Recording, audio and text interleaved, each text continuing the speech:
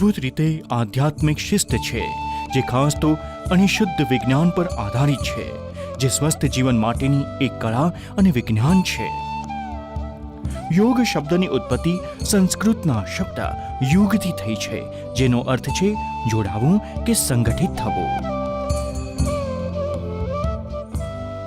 યોગિક લેખોના આધારે યોગનો અભ્યાસ વ્યક્તિગત ચેતનાને સાર્વત્રિક ચેતના સાથે એકરૂપ થવા માટે અગ્રેસર કરે છે.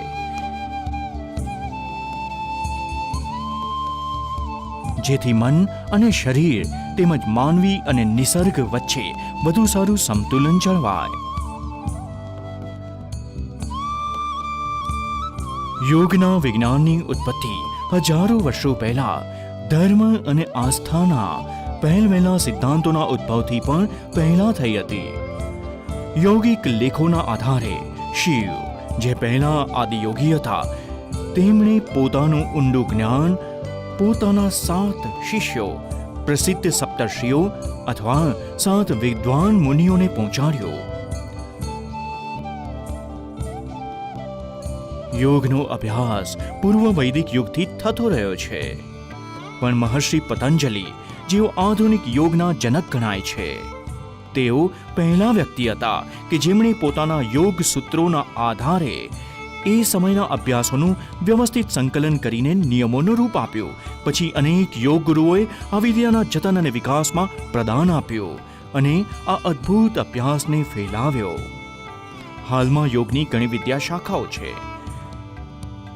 જેમાં જ્ઞાન યોગ, ભક્તિ યોગ, કર્મયોગ, પતંજલ યોગ, હઠ યોગ, કુંડલિની યોગ, ધ્યાન યોગ, મંત્ર યોગ, લય યોગ, જૈન યોગ, બૌદ્ધ યોગ વગેરે સામેલ છે. દરેક શાખાની પોતાની પદ્ધતિઓ અને અભ્યાસ છે, જે યોગના મુખ્ય ધ્યેય અને હેતુઓ તરફ આપણું માર્ગદર્શન કરે છે. મુખ્યત્વે જેમાં અભ્યાસ થતો હતો એવી અમુક યોગ સાધનાઓ છે: યમ, નિયમ,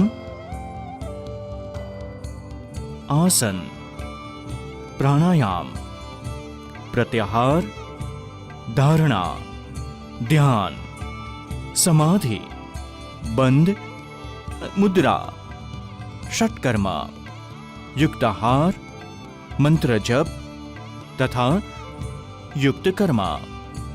યોગનો અભ્યાસ કરનારાએ યોગાભ્યાસ કરતી વખતે અહીં જણાવાઈ રહેલ કેટલાક માર્ગદર્શક સિદ્ધાંત અનુસરવા જોઈએ.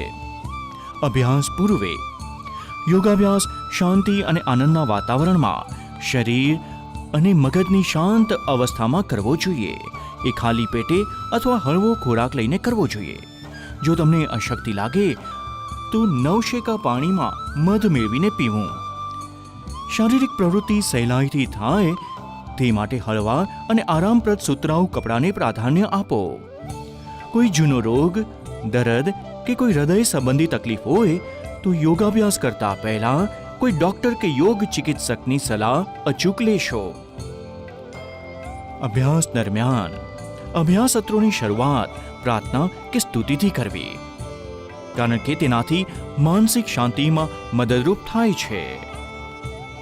યોગાભ્યાસ ધીમે ધીમે તાણમુક્ત રહી શરીર અને શ્વાસને ચેતન અવસ્થામાં રાખીને કરવામાં આવે છે. શ્વાસ રોકી રાખવો નહીં, સિવાય કે આમ કરવાની સૂચના હોય. શરીરને તંગ અવસ્થામાં કે આંચકો લાગે એમ રાખવું નહીં. અભ્યાસ પોતાની ક્ષમતા પ્રમાણે જ કરવા. સત્રના અંતે મૌન રાખવું અથવા શાંતિ પાઠ કરવો. અભ્યાસ સત્રને 20 થી 30 મિનિટ થાય તે પછી જમવું કે નાહવું ઠીક રહેશે. યોગની દુનિયામાં આપનું સ્વાગત છે. જ્ઞાનના અનેરા વિશ્વમાં આપનું સ્વાગત છે. જેવો પ્રસ્તુત અને લાભપ્રદ એ હજારો વર્ષ પહેલા હતા, એવા આજે પણ છે.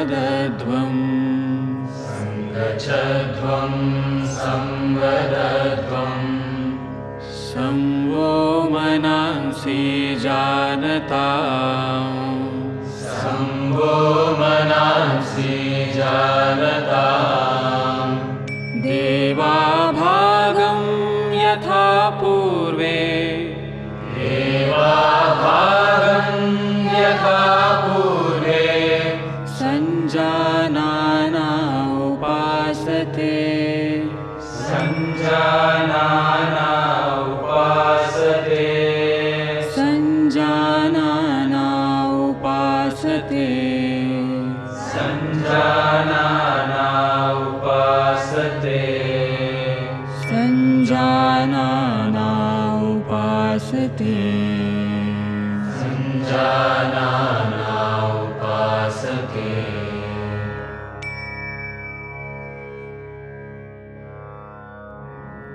યોગની દુનિયામાં આપનું સ્વાગત છે.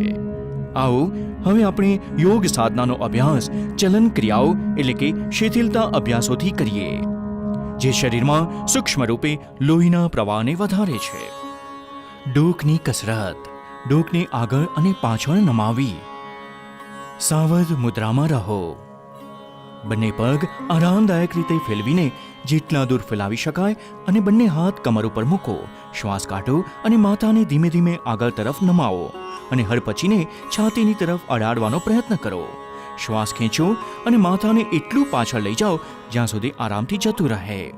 પછી શ્વાસ લેતા લેતા માથું પાછળથી આગળ લાવો. ડોકની ડાબી અને જમણી બાજુ નમાવી. શ્વાસ કાઢો અને માથાને ધીમે ધીમે જમણી બાજુ નમાવો. કાનને બંને એટલું ખભાની નજીક લઈ જાઓ. શ્વાસ ખેંચો અને માથું સામાન્ય સ્થિતિમાં લઈ આવો.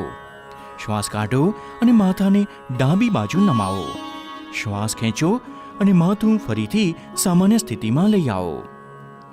ડોકને જમણી અને ડાબી બાજુ ફેરવવી. શ્વાસ કાઢો અને માથું આરામથી જમણી બાજુ એટલું ફેરવો કે હડપચી ખભાની સીધી લીટીમાં આવી જાય.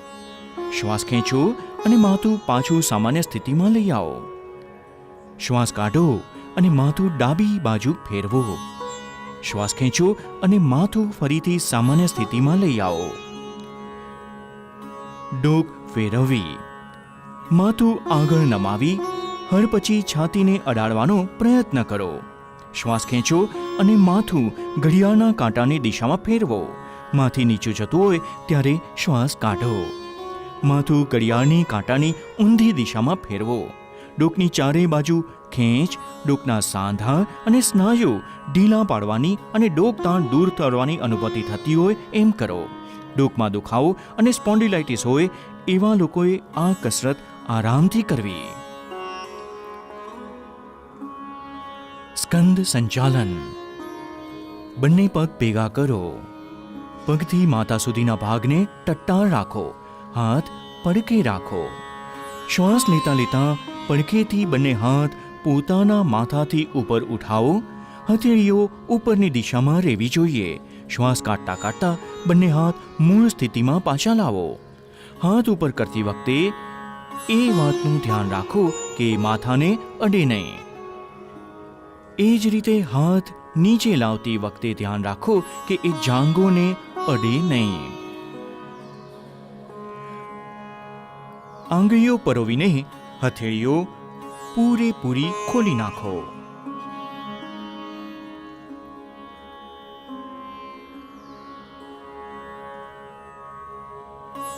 સ્કંદ ચક્ર.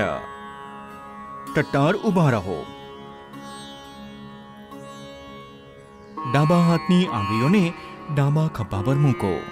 એ જ રીતે જમણા હાથની આંગળીઓ જમણા ખભા પર. બંને કોણીઓને ચક્રાકાર ફેરવો. આગળની તરફ ફેરવતા કોણીઓને છાતીની સામેના ભાગમાં અડકાડવાનો પ્રયત્ન કરો અને જ્યારે કોણીઓને ફેરવો ત્યારે કાનની નજીક પણ લઈ જવાનો પ્રયત્ન કરો. એ જ રીતે હાથોને ઊંધી દિશામાં ખેંચીને ફેરવો અને આ દરમિયાન હાથ શરીરને અડકે એવો પ્રયત્ન કરો. આ ક્રિયા જમણેથી ડાબે એટલે ઘડિયાળના કાંટાની દિશામાં 5 વાર કરો. આ ક્રિયા વારંવાર કરતા રહેવાથી હાડકાં, સ્નાયુ અને ખભાની તંત્રિકાઓ સ્વસ્થ રહે છે. આ અભ્યાસ ડોકના મણકાના સર્વાઇકલ સ્પોન્ડિલાઇટિસ રોગને મટાડવામાં મદદ કરે છે. ધડને ફેરવવું. પગ એકમેકથી 2 ફૂટના અંતરે રાખો. બંને હાથ એ રીતે છાતી સમા ઉઠાવો કે બંને હથેળીઓ એકમેકની સામે હોય. શ્વાસ કાઢો. શરીરને જમણી બાજુ એટલું ફેરવો કે ડાબી હથેળી જમણા ખભાને અડકી જાય. શ્વાસ લેતા રહીને મૂળ સ્થિતિમાં આવો.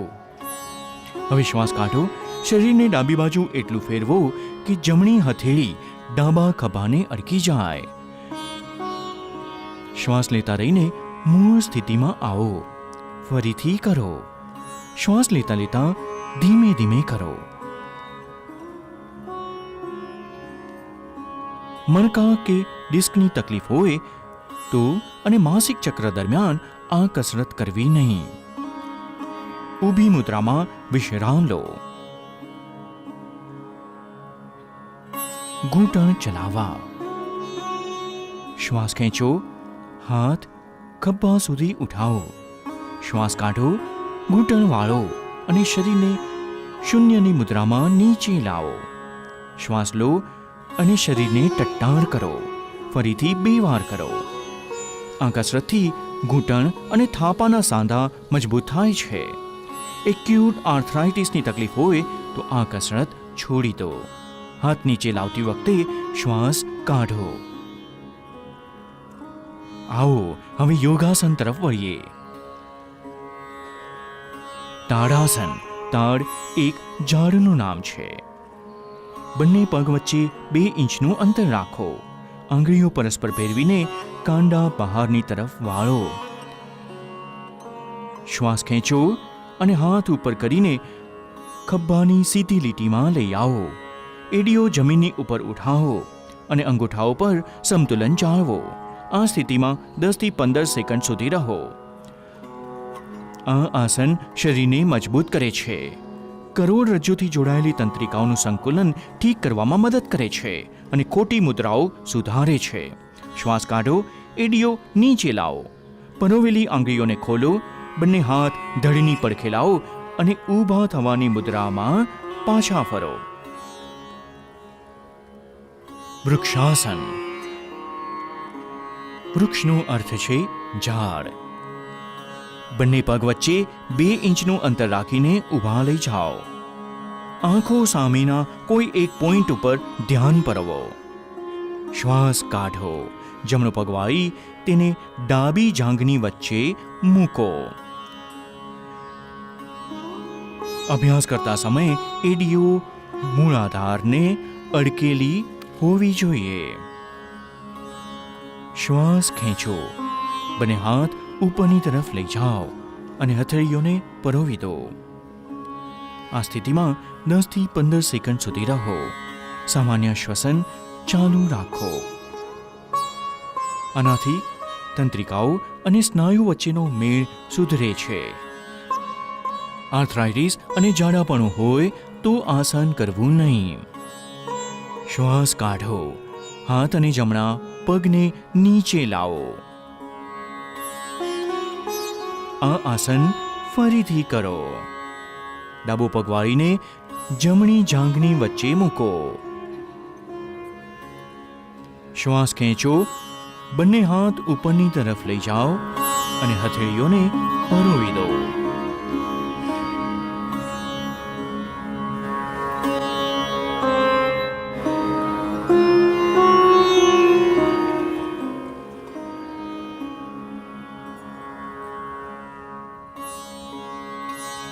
પાદ હસ્તાસન.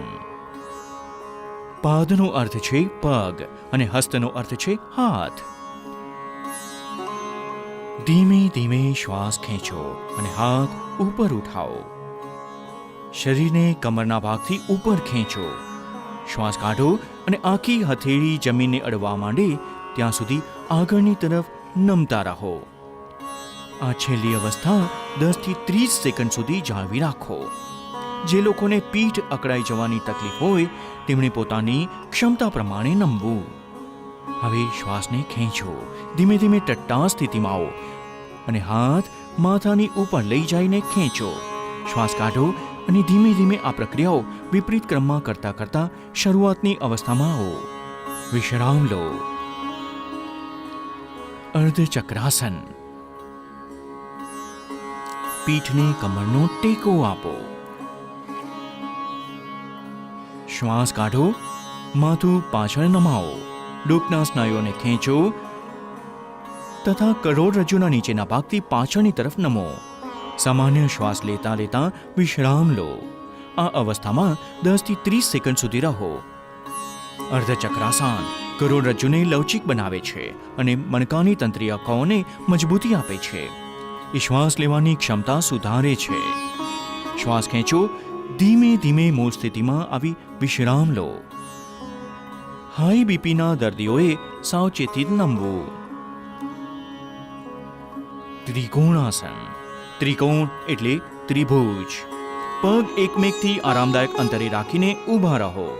હાથોને ધીમે ધીમે ત્યાં સુધી ઉઠાવો જ્યાં સુધી એ સમસ્તરમાં ન આવી જાય. શ્વાસ કાઢો અને ધીમે ધીમે જમણી બાજુ નમો. જમણા હાથને જમણા પગની બરાબર પાછળ મૂકો. ડાબા હાથને જમણા હાથની સીધી લીટીમાં ઊભો કરો. સામાન્ય શ્વાસ લેતા લેતા આ અવસ્થામાં 10 થી 30 સેકન્ડ સુધી રહો. આ સમતળ પગથી બચાવે છે. પિંડીઓ, જાંઘો અને કમરના સ્નાયુ મજબૂત બનાવે છે અને મણકાને લવચિક બનાવે છે. શ્વાસ ખેંચતા ખેંચતા ધીમે ધીમે મૂળ સ્થિતિમાં આવો. ડાબી બાજુ માટે ફરીથી કરો. સ્લીપ ડિસ્ક, સાયટિકા અને પેટના ઓપરેશન પછી આ આસન કરવું નહીં. પોતાની શારીરિક મર્યાદાઓથી ઉપરવટ જશો નહીં.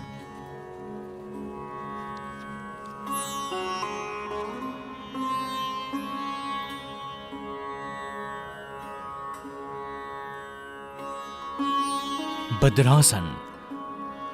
આવો હવે બેસવાની મુદ્રાઓ માટે સજ્જ થઈએ. ભદ્રનો અર્થ છે દ્રઢ.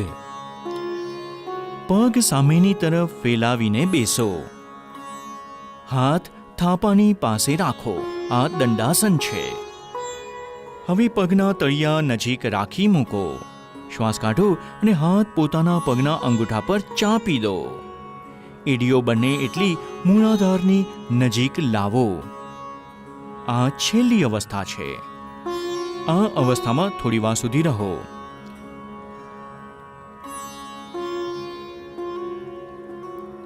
ભદ્રાસન શરીરને દ્રઢ કરે છે અને મગજને સ્થિર રાખે છે. હવે પગને ખેંચો અને વિશ્રામની અવસ્થામાં આવો. એક્યુટ આર્થરાઇટિસ અથવા સાયટિકા હોય એમણે આ આસન કરવું નહીં. વજ્રાસન. સૌ પહેલા દંડાસનમાં બેસી જાઓ. બંને પગ વાળીને એડી પર બેસી જાઓ. જાંઘ અને અંગૂઠાને પરસ્પર અડકીને રાખો. બંને હાથ ઘૂંટણો પર મૂકો. માથાથી પગ સુધી શરીર ટટ્ટાણ રાખો. આ આસન વજ્રાસન કહેવાય છે.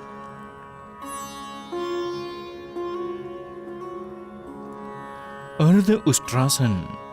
સૌથી પહેલા વજ્રાસનમાં બેસી જાઓ. ઘૂંટણભેર ઊભા થાઓ. હાથ કમર પર એવી રીતે મૂકો કે આંગળીઓ જમીનની તરફ હોય. કોણીઓ અને ખભા સમાંતર રાખો. હવે માથાને પાછળની તરફ નમાવતા ગળાના સ્નાયુઓને ખેંચો.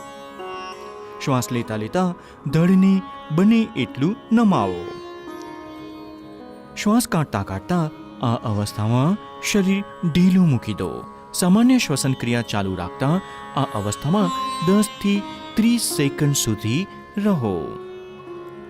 આ યોગાભ્યાસથી પીઠ અને ડોકના સ્નાયુઓ મજબૂત થાય છે. કબજિયાત અને પીઠનો દુખાવો મટી જાય છે. શ્વાસ લેતા લેતા પાછા વજ્રાસનમાં બેસી જાઓ. શરીરને ઢીલું મૂકી દો. ઉષ્ટ્રાસન. વજ્રાસનમાં બેસી જાઓ. ઘૂંટણ જમીન પર ટેકવીને પોતાના બંને પગની જાંઘો અને પંજા ભેગા કરી દો. ઘૂંટણ અને પંજા વચ્ચે અમુક ઇંચનું અંતર રાખીને ઘૂંટણ ભેર ઊભા થઈ જાઓ. શ્વાસ લેતા લેતા ધીમે ધીમે પાછળની બાજુ નમો. ધીમે ધીમે જમણા હાથથી જમણી એડી અને ડાબા હાથથી ડાબી એડી પકડવાનો પ્રયત્ન કરો. પાછળ નમતી વખતે ડોકને આંચકો લાગે નહીં એ ધ્યાન રાખો. ઉષ્ટ્રાસન દ્રષ્ટિ દોષમાં ઘણું લાભપ્રદ છે. આ પીઠ અને ડોકના દુખાવામાં રાહત આપે છે. આ પેટ અને થાપાની ચરબી ઉતારવામાં મદદરૂપ થાય છે. હાઈ બીપી, હૃદય રોગ અને સારણગાંઠના દર્દીઓએ આ આસન કરવું નહીં. શ્વાસ લેતા લેતા પાછા વજ્રાસનમાં બેસી જાઓ. શરીરને ઢીલું મૂકી દો. શશાંકાસન. શશાંકનો અર્થ છે શશક અથવા સસલું. બંને ઘૂંટણ દૂર ફેલાવો પણ અંગૂઠાઓને એકમેકનો સ્પર્શ કરાવો. હથેળીઓ ઘૂંટણોની વચ્ચે રાખો. શ્વાસ છોડો અને ધીમે ધીમે પૂરેપૂરી લંબાઈમાં ખેંચો. આગળ નમો અને હડપચી જમીન ઉપર મૂકો. હાથ સમાંતર રાખો. સામે જુઓ. આ જ મુદ્રામાં રહો. આ માનસિક તાણ અને ગુસ્સો ઘટાડવામાં મદદરૂપ છે. શ્વાસ ખેંચો અને ઉઠો. શ્વાસ કાઢો અને વજ્રાસનમાં પાછા આવો. પગ પાછા વિશ્રામાસનમાં લાવો. ઓસ્ટ્રિયો આર્થરાઇટિસના દર્દીઓએ આ સાવચેતી કરવું જોઈએ.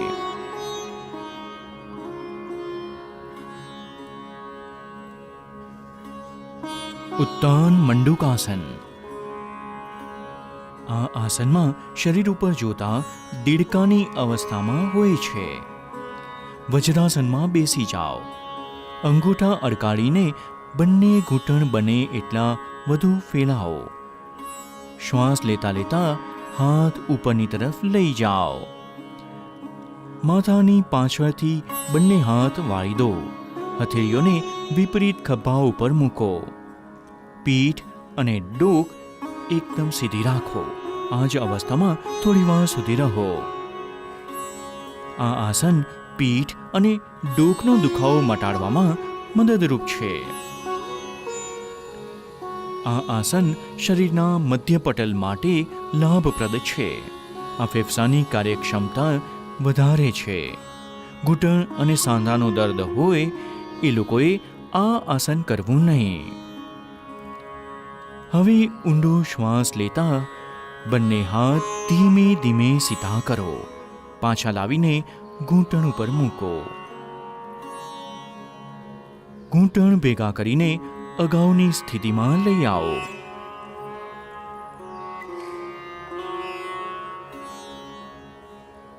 વક્રાસન.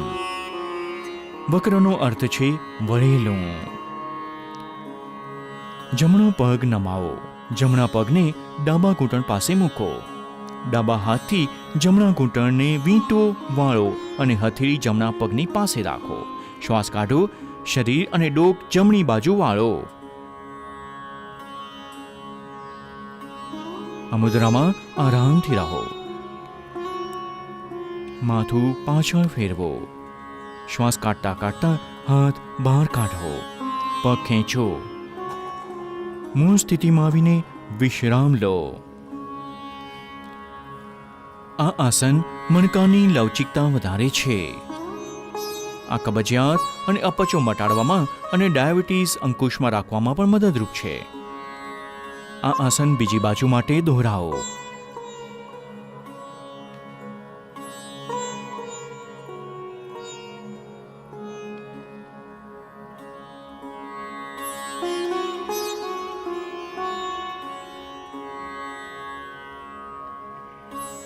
માથું પાછળ ફેરવો. શ્વાસ કાઢતા કાઢતા હાથ બહાર કાઢો. બંને પગ ખેંચો. મૂળ સ્થિતિમાં આવીને વિશ્રામ લો.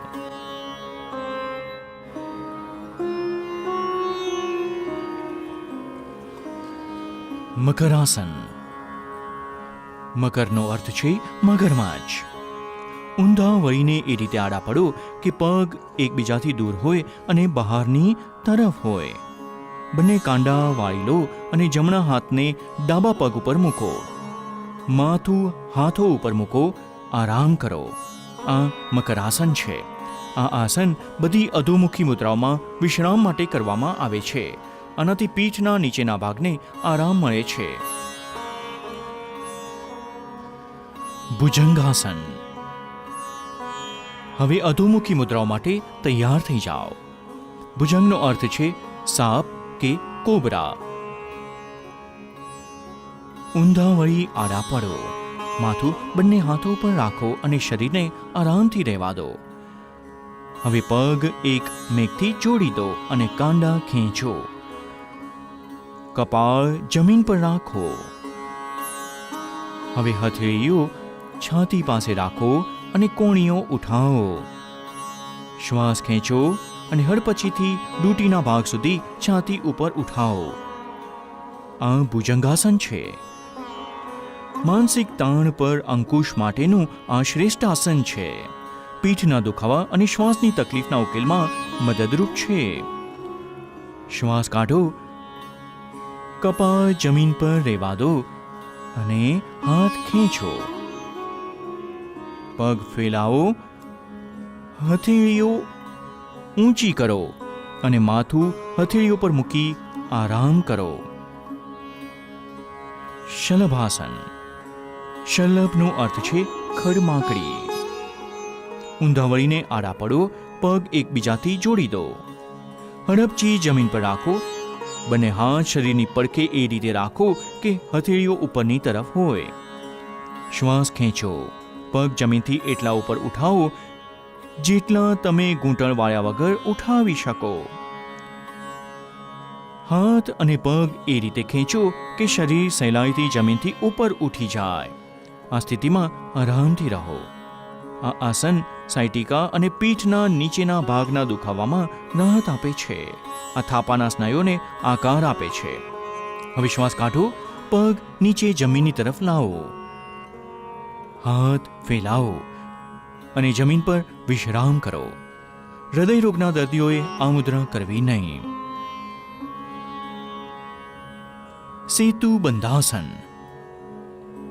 ઉર્ધ્વમુખી કે પેટના બળે સૂઈને કરવાવાળી મુદ્રાઓની તરફ.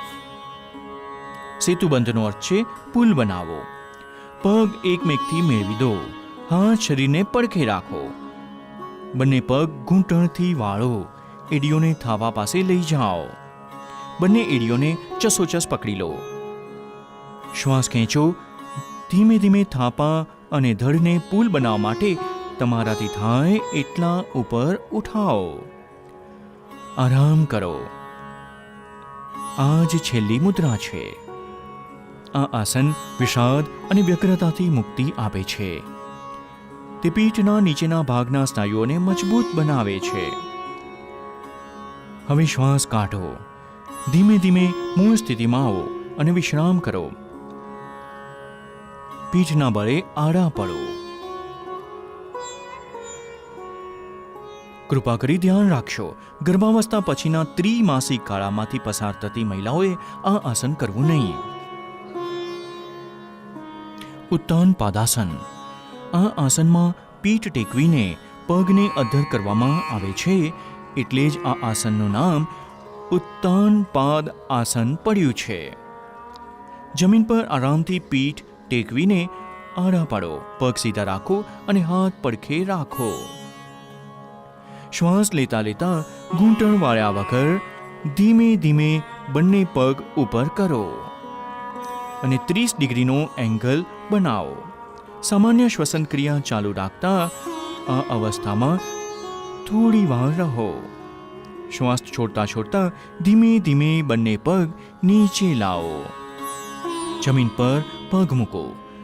આ આસન નાભી કેન્દ્રમાં એટલે નાભી મણિ ચક્રમાં સમતુલા લાવે છે. અર્ધ હલાસન. આ આસનમાં શરીર ખેતર ખેડવા માટેના હળના અર્ધ આકાર જેવી થઈ જાય છે. એટલે જ એનું નામ અર્ધ હલાસન પડ્યું છે. પીઠ ટેકવીને આડા પડો. બંને હાથ જાંઘોની પડખે રાખો અને હથેળીઓ જમીન પર ટેકવો. ઘૂંટણ વાળ્યા વગર ધીમે ધીમે પોતાના બંને પગ ઉપર ઉઠાવો. પહેલા પગ 30 ડિગ્રી સુધી ઉઠાવો, પછી 60 ડિગ્રીનો એંગલ બનાવો. હવે ધીમે ધીમે પગને 90 ડિગ્રીના એંગલ સુધી લઈ જાઓ. આ અર્ધ હલાસનની પૂર્ણ અવસ્થા છે.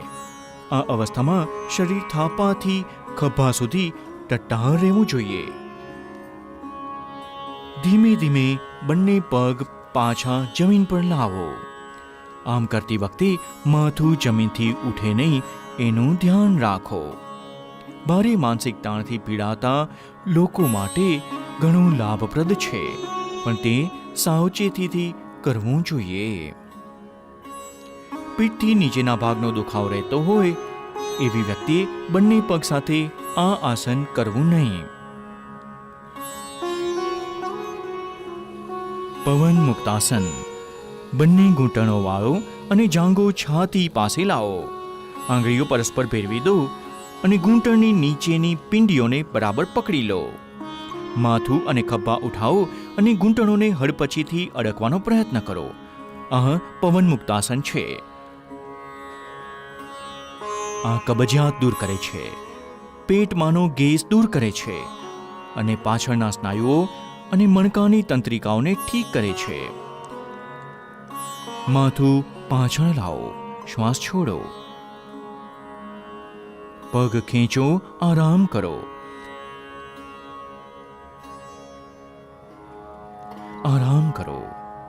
પેટમાં ઈજાઓ, હર્નિયા, સાયટિકા અને ગર્ભાવસ્થામાં આ અભ્યાસ કરવો નહીં.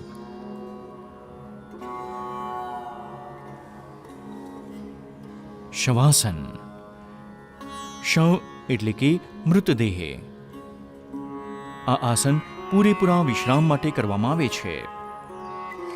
બંને હાથ અને પગ ફેલાવીને આરામથી પીઠના બળે આડા પડો. હથેળીઓને ઉપર રાખો. આંખ બંધ કરી દો. આખા શરીરને જાગૃત ભાવથી વિશ્રામ આપો. કુદરતી શ્વાસથી વાકેફ થાઓ. તેને તાલબદ્ધ અને ધીમે ધીમે થવા દો. પૂરેપૂરી તાજગી અને નિશ્ચિંતાનો અનુભવ થવા સુધી આ અવસ્થામાં રહો. આ આસનથી બધી રીતની માનસિક તાણથી મુક્ત થવાય છે. શરીર અને મગજ બંનેને આરામ મળે છે. આ માનસિક તાણ અને એના પરિણામોને અંકુશમાં રાખવામાં મદદરૂપ છે.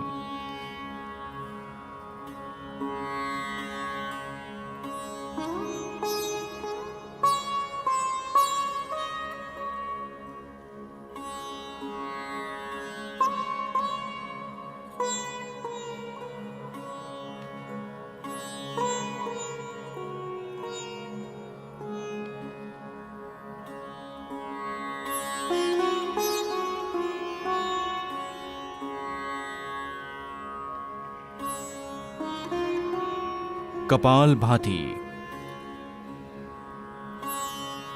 આ મગજના અગ્રભાગના શ્વસન કેન્દ્રોને પ્રવૃત્ત કરે છે. ધ્યાનની કોઈ પણ મુદ્રામાં બેસી જાઓ.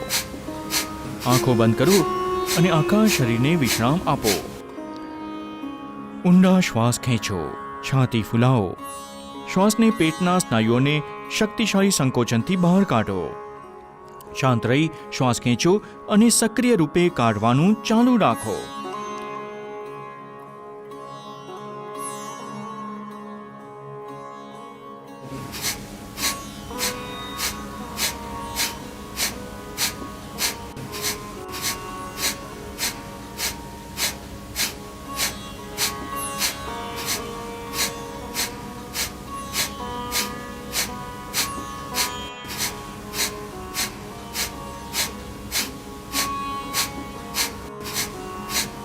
ફરીથી ઊંડો શ્વાસ લો.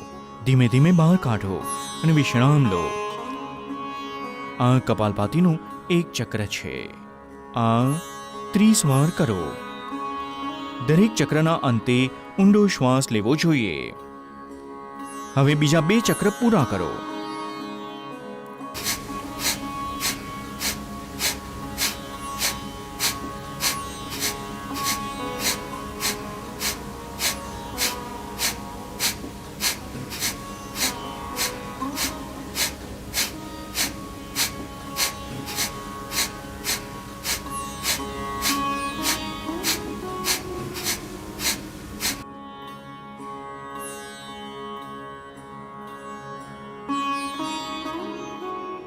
કપાલભાતીથી સામેની વાયુ નળીઓને સ્વચ્છ કરો.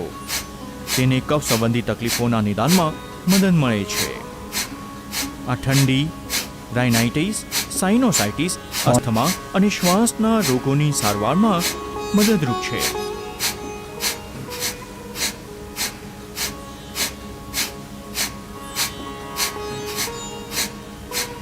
કૃપા કરી ધ્યાન રાખો, હૃદય સંબંધી તકલીફો, હાઈ બીપી, તમર ચડવા, માઇગ્રેન, સ્ટ્રોક, હર્નિયા અને ગેસ્ટ્રિક અલ્સર વગેરે તકલીફો હોય તો આ કરવું નહીં.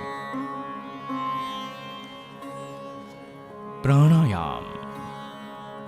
નાડી શોધન કે અનુલોમ વિલોમ પ્રાણાયામ. ક્રમશઃ ડાબા અને જમણા નસકોરાથી શ્વાસ લેવાનો છે. ધ્યાનની મુદ્રામાં બેસી જાઓ. મણકો સીધો રાખો. માથું ઊંચું અને આંખોને બંધ રાખો. થોડા ઊંડા શ્વાસ લઈ શરીરને આરામની અવસ્થામાં લાવો. ડાબી હથેળી ડાબા ઘૂંટણ પર જ્ઞાન મુદ્રામાં મૂકો. જમણો હાથ નાસાગ્ર મુદ્રામાં હોવો જોઈએ. જમણો અંગૂઠો જમણા નસકોરા પર મૂકો. ડાબા નસકોરાથી શ્વાસ અંદર લો, પછી એને બંધ કરી લો. જમણા નસકોરાથી શ્વાસ બહાર કાઢો. ત્યાર પછી જમણા નસકોરાથી શ્વાસ ખેંચો. જમણું નસકોરું બંધ કરી દો અને ડાબા નસકોરાથી શ્વાસ કાઢો.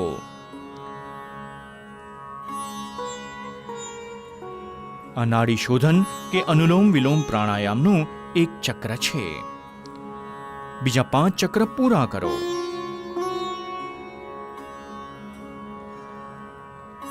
અનુલોમ વિલોમ પ્રાણાયામ શરૂ કરનાર નવા લોકોનો શ્વાસ ખેંચવા અને કાઢવાનો સમય સરખો રહેવો જોઈએ.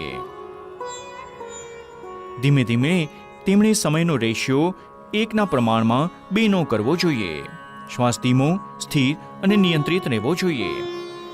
આ પ્રાણાયામનો હેતુ ઉર્જાના બધા જ માર્ગોને શુદ્ધ કરવાનો છે. એ આખા શરીરને પોષે છે. આ ચિત્તને શાંત કરે છે અને એકાગ્રતા કેળવવામાં મદદરૂપ થાય છે.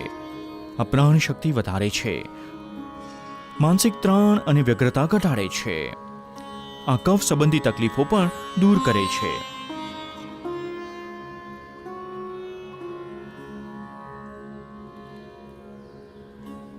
શીતલી પ્રાણાયામ. શીતળનો અર્થ છે ઠંડુ. આ પ્રાણાયામ સાધકનું ચિત્ત શાંત કરે છે અને મનની વ્યગ્રતાને દૂર કરે છે. શીતલી પ્રાણાયામ એના નામ પ્રમાણે શરીર અને મનને શાંત કરે છે. પદ્માસન અથવા કોઈ પણ આરામદાયક આસનમાં બેસી જાઓ. અંજલિ મુદ્રા અથવા જ્ઞાન મુદ્રામાં હાથ ઘૂંટણ પર મૂકો. જીભને ખૂણેથી વાળીને ટ્યુબના આકારની કરી લો. ટ્યુબના આકારની જીભથી શ્વાસ લેતા લેતા શક્ય બને એટલો વાયુ ફેફસામાં ભરીને મોઢું બંધ કરી દો અને બંને નસકોરાથી ધીમે ધીમે શ્વાસ કાઢો. શીતલી પ્રાણાયામ લોહીને શુદ્ધ કરે છે. તે શરીરને શીતળતા આપે છે. હાઈ બીપી વાળા લોકો માટે ખાસ લાભપ્રદ છે. ભૂખ અને તરસને શમાવે છે. કફ અને પિત્તના કારણે થતા અપચો અને બીજા રોગો મટાડે છે. ચામડી અને આંખો માટે લાભપ્રદ છે. શરદી, કફ અથવા ટોન્સિલાઇટિસના દર્દીઓએ આ પ્રાણાયામ કરવું નહીં.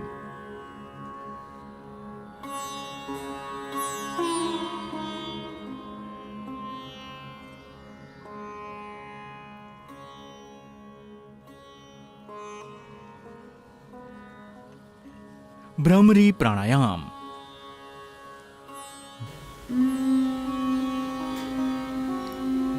ભ્રમર ભ્રમરાને કહે છે.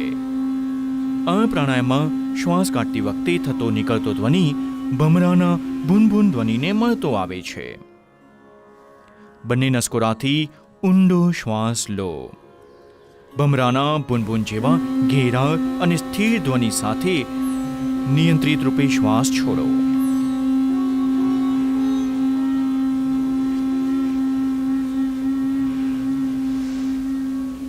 આ ભ્રામરી પ્રાણાયામનું એક ચક્ર છે. હજુ 2 વાર કરો.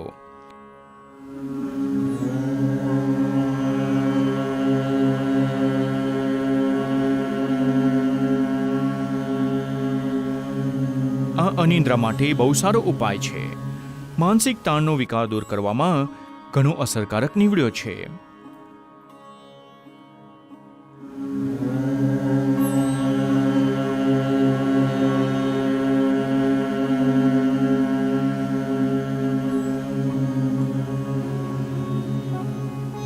હવે ભ્રામરીને ષણમુખી મુદ્રામાં કરો. બંને કાન અંગૂઠા વડે ઢાંકી દો. હવે તર્જનીને આંખો પર, મધ્યમાને નસકોરા પર અને અનામિકા તેમજ કનિષ્ઠિકા અંગઈઓને પોતાના હોઠ પર મૂકો. નાક ખોલો. બંને છિદ્રોથી શ્વાસ લો. ભમરાના બુનબુન જેવા ધ્વનિ સાથે નિયંત્રિત વેગમાં ધીમે ધીમે શ્વાસ છોડો.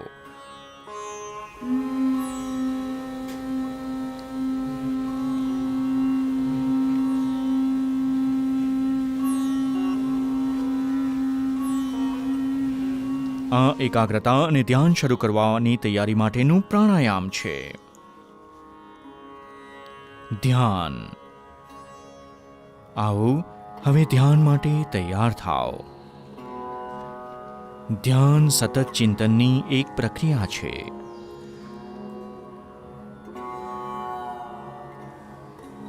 ધ્યાનની કોઈ પણ મુદ્રામાં બેસો.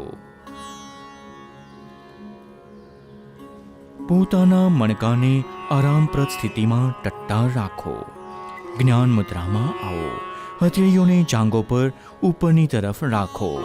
હાથ અને ખભા હળવાશ અને આરામની અવસ્થામાં હોવા જોઈએ.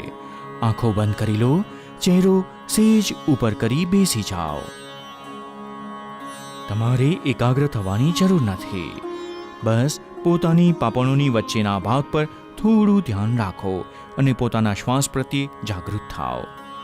ધ્યાન મગજને શાંત અને આનંદમય રાખે છે. તે એકાગ્રતા, યાદ શક્તિ, વિચારોની સ્પષ્ટતા અને ઈચ્છા શક્તિને વધારે છે.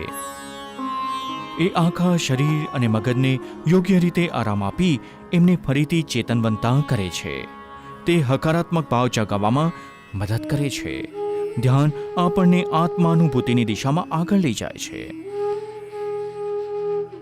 ધ્યાનની સ્થિતિ જાળવી રાખો.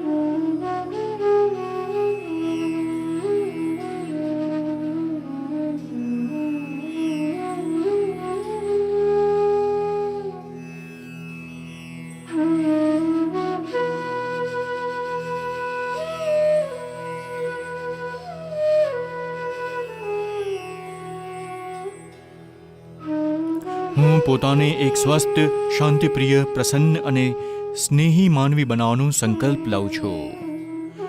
હું મારા દરેક કર્મથી પોતાની ચારેય બાજુ શાંતિ અને સ્નેહનું વાતાવરણ પૂરેપૂરું રચવાનો પ્રયત્ન કરીશ. હું અહમ અને અજ્ઞાન કેન્દ્રિત જીવનના સ્થાન ઉપર યોગમય અને વિવેકપૂર્ણ જીવન જીવતા, વિશ્વ બંધુત્વ અને એકત્ર ભાવની સાથે આખા વિશ્વને પોતાનામાં સમાહિત કરવાનો પૂર્ણ પુરુષાર્થ કરીશ. હું વસુધૈવ કુટુંબકમ અને સહ અસ્તિત્વના સિદ્ધાંતના પ્રતિ પૂર્ણ આસ્થા રાખીને સૌના પ્રતિ કૃતજ્ઞ ભાવથી આત્મવત વ્યવહાર અને આચરણ કરીશ. હું અહીંયા ઉપસ્થિત દરેક વ્યક્તિ સાથે એકાત્મ થવાનો સંકલ્પ લઉં છું.